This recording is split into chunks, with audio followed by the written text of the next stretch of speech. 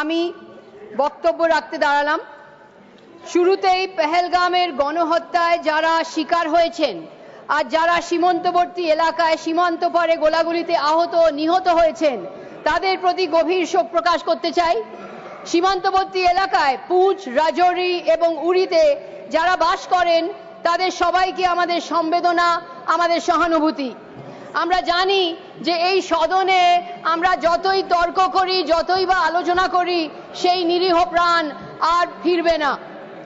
Operation সিঁদুরের বিষয়ে প্রধানমন্ত্রী নরেন্দ্র মোদী বলেছেন যে আমার শিরায় শিরায় রক্ত নেই, আমার শিরায় শিরায় সিঁদুর বইছে। এটা আমরা স্বীকার করতে রাজি না। আমরা বলবো না প্রধানমন্ত্রী, আপনার শিরায় শিরায় সিঁদুর নেই, আপনার শিরায় শিরায় শুধু রাজনীতি আছে। नहीं प्रधानमंत्री, आपके नस में सिंदूर नहीं है, आपके नस में सिर्फ राजनीति है। You do not have Sindoor in your veins, you only have politics and more politics in your veins. প্রধানমন্ত্রী যদি শিরায় সিঁদুর বইতো তাহলে 22 এপ্রিলে এত বড় নিরাপত্তা ত্রুটি কি করে হয়ে গেল পেহেলগামে? প্রধানমন্ত্রী শিরায় যদি সিঁদুর বইতো তাহলে পেহেলগামে সন্ত্রাসীরা ঢুকলো কি করে? আপনাদের অবহেলার জন্য ঢুকতে পেরেছে। ইট ওয়াজ ইয়োর নেগলিজেন্স। আমাদের জবাবদিহিতার অভাবে, আপনাদের জবাবদিহিতার অভাবে ওরা ঢুকতে পেরেছে। আর আজ অবধি এই নিরাপত্তার ত্রুটির জন্য কাউকে দায়ী করা হয়নি কেন? প্রধানমন্ত্রীর রক্তে যদি সিঁদুর থাকতো তাহলে ইন্ডিয়ান ক্রিকেট টিম পাকিস্তানের সাথে ক্রিকেট কেন খেলবে? কেন্দ্র সরকার বলেছে যে পাকিস্তানকে বিচ্ছিন্ন করা হবে, কিন্তু তাহলে কেন 2025 এর এশিয়া কাপে খেলাতে কেন ইন্ডিয়ান ক্রিকেট টিম পাকিস্তানের সাথে খেলার অনুমতি দেওয়া হয়েছে? কেন কেন এটা বিগ মানি টুর্নামেন্ট। নীতি কোথায়? কূটনীতি কোথায়? না প্রধানমন্ত্রী, আপনার শিরায় সিঁদুর নেই, আপনার শিরায় শুধু রাজনীতি আছে। आपके नस में सिंदूर नहीं है, आपके नस में सिर्फ राजनीति है। প্রধানমন্ত্রী শিরায় যদি সিঁদুর বইতো তাহলে আজ অব্দি প্রধানমন্ত্রী কেন যাননি ওই সীমান্তবর্তী গ্রামে, ওই সীমান্তবর্তী শহরে যেখানে নিরীহ মানুষ আহত হয়েছেন সীমান্ত পারের গলাগুলিতে, যেখানে ছোট ছোট বাচ্চা আহত হয়েছে, যেখানে বাড়ি ভেঙে গেছে, যেখানে স্কুল ধ্বংস হয়ে গেছে, সেই সীমান্তবর্তী গ্রাম আজ অব্দি প্রধানমন্ত্রী যাননি কেন? পুরো পৃথিবী ঘুরছেন প্রধানমন্ত্রী, সীমান্তবর্তী এলাকায় যাচ্ছেন না কেন? সব লিডারদের জড়িয়ে ধরছেন। সীমান্তবর্তী এলাকায় ছোট ছোট বাচ্চা যেগুলো আহত হয়েছে তাদের জড়িয়ে ধরছেন না কেন প্রধানমন্ত্রী? পেহেলগামের হামলার পর সৌদি আরবিয়া থেকে ফিরে প্রধানমন্ত্রী পেহেলগামে গিয়ে সেখানে নিহতদের পরিবারদের সঙ্গে সাক্ষাৎ করে তাদের প্রতি শোক প্রকাশ করেননি কেন? তিনি কেন সবচেয়ে আগে বিহারে নির্বাচনী সভাতে গেলেন? পেহেলগামের শহীদদের পরিবারদের চোখের জল মুছলেন না কেন সে আগে? বিহার এ গিয়ে নির্বাচনী বক্তৃতা কেন? মৃত্যুদের নিয়ে রাজনীতি কেন? Why are you playing politics with dead bodies? কারণ প্রধানমন্ত্রীর শিরায় সিঁদুর নেই, প্রধানমন্ত্রীর শিরায় শুধু রাজনীতি আছে। তৃণমূল কংগ্রেস সব সময় সন্ত্রাসবাদী ও পাকিস্তান প্রেরিত জঙ্গিদের বিরুদ্ধে আমাদের সাহসী সেনাবাহিনীর সাথে দাঁড়িয়ে আছে, কিন্তু তার মানে এই নয় যে আমরা এই সরকারকে প্রশ্ন করতে পারি না। প্রকৃত দেশপ্রেমিক দেশকে শক্তিশালী করার জন্যই প্রশ্ন করে, তাই জন্যই জিজ্ঞাসা করে। The true patriot asks questions only to make the country stronger. Jammu কাশ্মীরে প্রশাসনের ব্যর্থতা আমরা রোজ দেখতে পাচ্ছি। পেহেলগামে নিরাপত্তার ত্রুটির জন্য কাউকে আজ অব্দি দায়ী করা হয়নি, কারণ প্রধানমন্ত্রীর শিরায় সিঁদুর নেই, প্রধানমন্ত্রীর শিরায় শুধু রাজনীতি আছে। একটা শব্দ আছে এমপ্যাথি, হামদর্দি, সহানুভূতি, অন্যদের দুঃখে কষ্টে সমবেতী হওয়া। দুঃখজনক যে সহানুভূতি শব্দটা কেন্দ্র সরকারের কাছে নেই। কেন্দ্র সরকারের ভাষা থেকে সহানুভূতি শব্দটাই মুছে গেছে। The word empathy does not exist for this government. ये सरकार हमदर्दी शब्द को भूल चुकी है। ভুক্তভোগী পাশে দাঁড়ানোর বদলে অপারেশন সিঁদুরের সময় ভারতীয় জনতা পার্টি কি করছিল? ভারতীয় জনতা পার্টি ব্যস্ত ছিল প্রধানমন্ত্রী যুদ্ধকালীন পোস্টার লাগাতে, যেন যুদ্ধটা প্রধানমন্ত্রী করছেন, আমাদের সাহসী সেনাবাহিনীরা নয়। সেনার ইউনিফর্ম পরে সেনার মতো সেজে প্রধানমন্ত্রীর ছবি কেন দেখানো হচ্ছিল চারিদিকে? এটা কি সহানুভূতি? এটা কি সহানুভূতি না এটা রাজনীতি? পেহেলগামে 26 জনের মৃত্যু হয়েছে, সীমান্তবর্তী এলাকায় 16 জন প্রাণ হারিয়েছেন। প্রত্যেকটি মানুষের জীবন অমূল্য। হিন্দু, মুসলিম, শিখ সব সম্প্রদায়ের মানুষ মারা গিয়েছেন, কিন্তু কেন্দ্র সরকার কি পুঁচের ব্যাপারে নিয়ে উদ্বিগ্ন ছিল? অথবা রাজনীতির বিষয় একজন লিডার সীমান্তবর্তী এলাকা নিয়ে উদ্বিগ্ন ছিলেন। আমাদের দলনেত্রী মমতা বন্দ্যোপাধ্যায় টেলিভিশনে যখন যুদ্ধ যুদ্ধ খেলা দেখে সব মুগ্ধ ছিলেন, আমাদের লিডার মমতা বন্দ্যোপাধ্যায় আমাদের নির্দেশ দিলেন যে তোমরা যাও সীমান্তবর্তী গ্রামে যাও, ওখানে গিয়ে মানুষের অবস্থা দেখো, ওখানে দিয়ে মানুষকে সাহায্য করো। কারণ মানুষের কাছে, মানুষের পাশে হচ্ছে ওনার নীতি। প্রধানমন্ত্রী পুঁচ আর রাজৌরি যাননি, কিন্তু আমরা গিয়েছিলাম। তৃণমূল কংগ্রেসের 5 জনের একটি প্রতিনিধি দল নেত্রীর নির্দেশে আমরা গিয়েছিলাম সীমান্তবর্তী এলাকায়। সেই সীমান্তবর্তী গ্রামে আর শহরে যেখানে কেউ যায়নি, কেউ পৌঁছায়নি, কেউ জিজ্ঞেস করেনি গিয়ে যে আপনারা কেমন আছেন। আমরা সহানুভূতির বার্তা করছিলাম যখন বিজেপি ভোটের বক্তৃতা দিচ্ছিল। আমি কেন্দ্র সরকারকে প্রশ্ন করতে চাই যে অপারেশন সিঁদুরের প্রস্তুতিতে যখন মক ড্রিল চলছিল, তখন সীমান্তবর্তী এলাকাগুলোকে খালি করা হয়নি কেন? সীমান্তবাসীদের নিরাপদ স্থানে সরিয়ে নিয়ে যাওয়া হয়নি কেন? Why were the border villages not evacuated before Operation Sindoor? Why were they left as sitting ducks for Pakistani shelling? যদি আপনার রক্তে সিঁদুর বইছে, তাহলে সহানুভূতি কোথায়? সীমান্তবর্তী এলাকায় আমরা অনেক দুঃখ কষ্ট দেখলাম। সীমান্তবর্তী গ্রাম আর শহর যুদ্ধের সময় সরাসরি গোলাগুলির সামনে থাকেন, অথচ তারাই সবচেয়ে ঝুঁকিপূর্ণ, সবচেয়ে অসহায়, সবচেয়ে উপেক্ষিত থাকেন।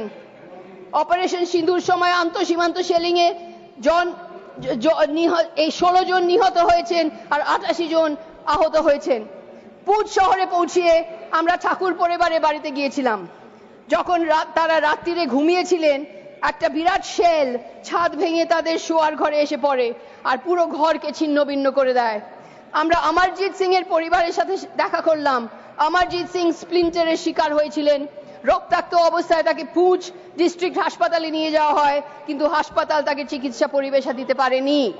অমরজিৎ সিং এর 2 ছোট ছোট বাচ্চা আর বাবাকে দেখবে না।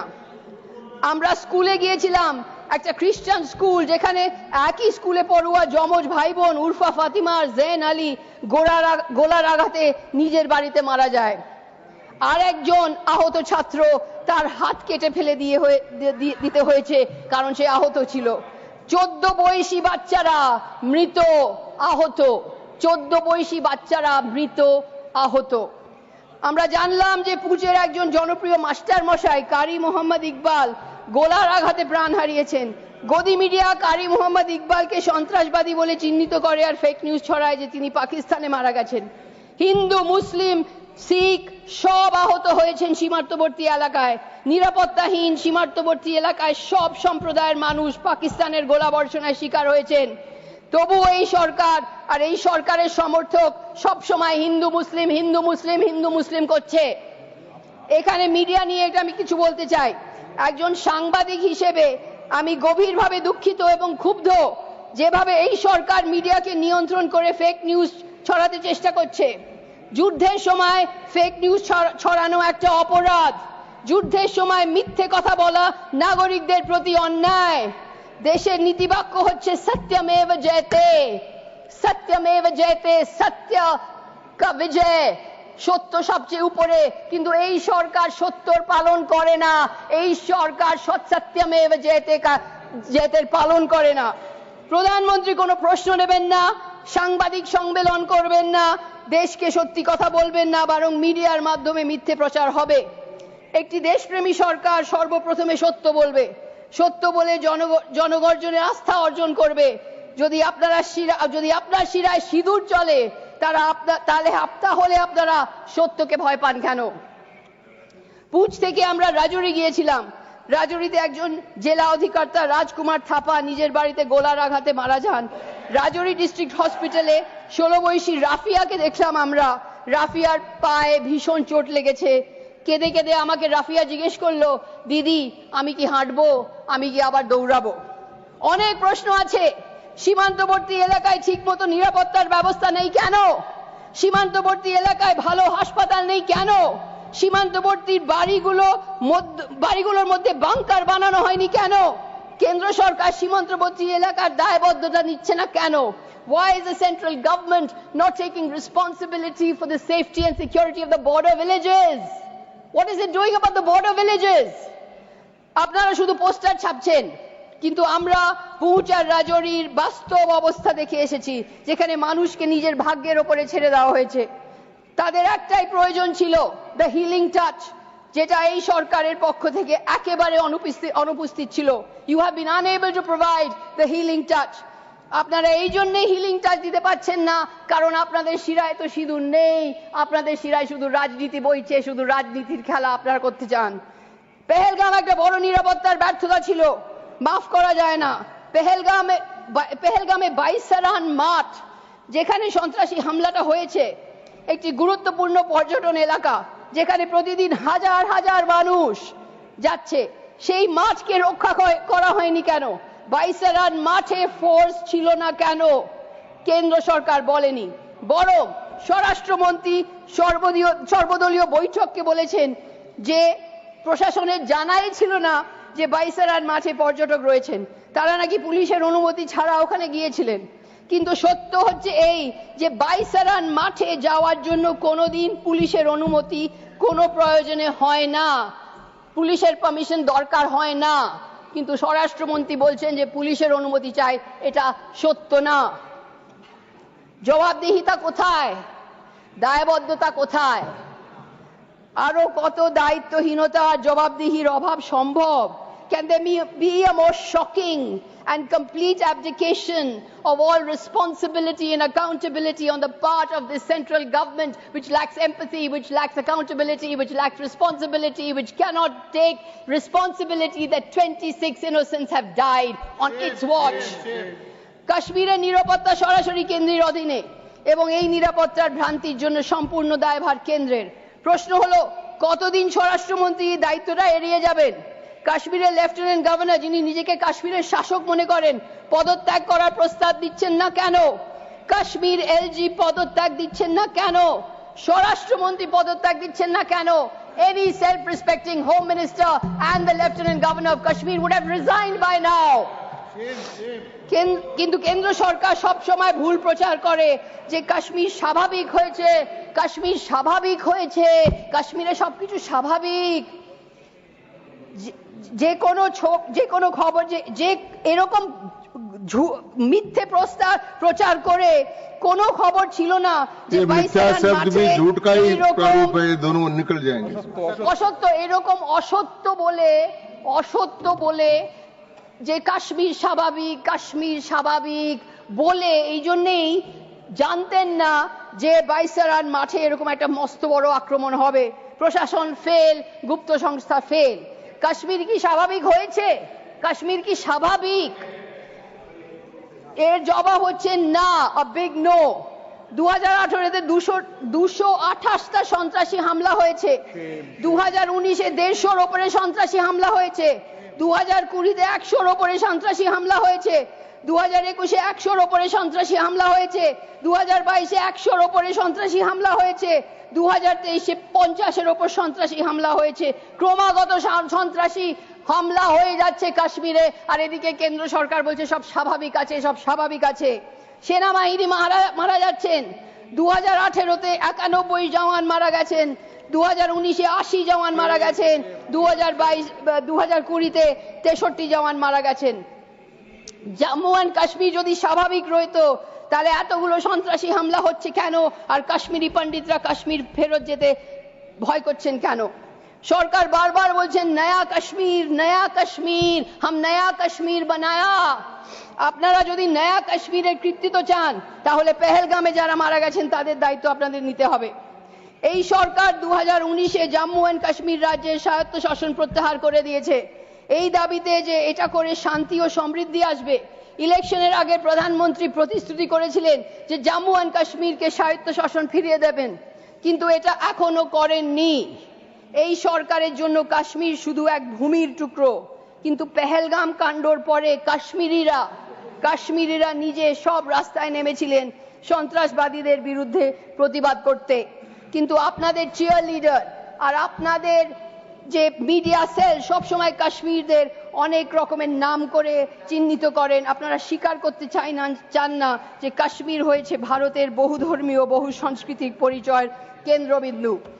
কাশ্মীরে শুধু রাস্তা আর সেতু তৈরি করার ব্যাপার নয়, এটা মানুষের মধ্যে বিশ্বাস আর আস্থা তৈরি করার বিষয়, সম্পর্কের সেতু গড়ে তোলার বিষয়। কিন্তু আপনারা শুধু ডিভাইড এন্ড রুল করেন, হিন্দু মুসলিম করেন। তাই জন্যে আমরা বলি যে প্রধানমন্ত্রী, আপনার শিরায় সিঁদুর নেই, আপনার শিরায় শুধু রাজনীতি আছে। প্রধানমন্ত্রী, आपके नस में सिंदूर नहीं है, आपके नस में सिर्फ রাজনীতি है। ভারত পাকিস্তান যুদ্ধবিরতির হচ্ছে আরেকটি গুরুত্বপূর্ণ বিষয়। কেন্দ্র সরকার একেবারে ব্যাখ্যা করেনি যে ডোনাল্ড ট্রাম্প যুদ্ধবিরতির কৃতিত্ব বারবার নিচ্ছেন, 27 বার নিয়েছেন যুদ্ধবিরতির কৃতিত্ব। যদি এটা অসত্য, তাহলে ট্রাম্পের বিরুদ্ধে প্রতিবাদ জানাচ্ছে না কেন কেন্দ্র সরকার? তুলনা করা যেতে পারে 1971-এর যুদ্ধ, যখন প্রধানমন্ত্রী Indira Gandhi American president Richard নিক্সনের সামনে কখনো মাথা নিচু করেননি, নিক্সনের শর্ত মানেননি। আজকাল মনে হচ্ছে যে কেন্দ্র সরকার আমেরিকার সামনে নতজানু হয়ে আছে। Why is this government kneeling before the United States? আমরা বলতে চাই যে সাহসী সেনাবাহিনীরা প্রাণ উৎসর্গ করেছে, সীমান্ত গ্রামের মানুষরা ধ্বংসর মুখে পড়েছেন, অসহায় পর্যটকদের গুলি করে হত্যা করে দেওয়া হয়েছে। কিন্তু আপনারা শুধু রাজনীতি করেন, শুধু রাজনীতি। আপনাদের কাছে সবকিছু একটা রাজনৈতিক খেল। বিজেপির কাছে অপারেশন সিঁদুর একটা নির্বাচনী ইস্যু, কিন্তু আমরা যারা নেতাজি সুভাষচন্দ্র বোস এবং বিবেকানন্দর ভূমি থেকে এসেছি, আমরা জানি যে প্রকৃত দেশপ্রেম কি। সুভাষ বোসের দেশপ্রেম আর দেশভক্তি নির্বাচন জেতা আর ভোট দখল করার জন্য ছিল না।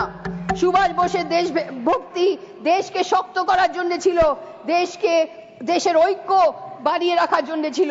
না মাননীয় প্রধানমন্ত্রী, আপনার শিরায় সিঁদুর নেই, আপনার শিরায় শুধু রাজনীতি আছে। এখন আপনারা দেশকে ডিভাইড এন্ড রুল করছেন, ভারতকে বিভক্ত করছেন, ডিভাইড এন্ড রুল করছেন, যখন যুদ্ধের সামনে আমাদের ঐক্য হচ্ছে সবচেয়ে বেশি জরুরি জিনিস। আপনারা ডিভাইড এন্ড রুল করে বাঙালিদের, বাংলা ভাষীদের বাংলাদেশি বলে দেশকে দুর্বল করছেন, দেশকে বিভক্ত করছেন, ডিভাইড এন্ড রুল করছেন। তাই জন্যই আমরা বলি, না প্রধানমন্ত্রী, আপনার শিরায় সিঁদুর নেই, আপনার শিরায় শুধু রাজনীতি আছে। आपके नस में सिंदूर नहीं है, आपके नस में सिर्फ राजनीति है, सिर्फ राजनीति। You do not have Sindoor in your veins, you only have politics and more politics in your veins। स्थान ग्रहण करें माननीय सदस्य श्री तिरुचि शिवा।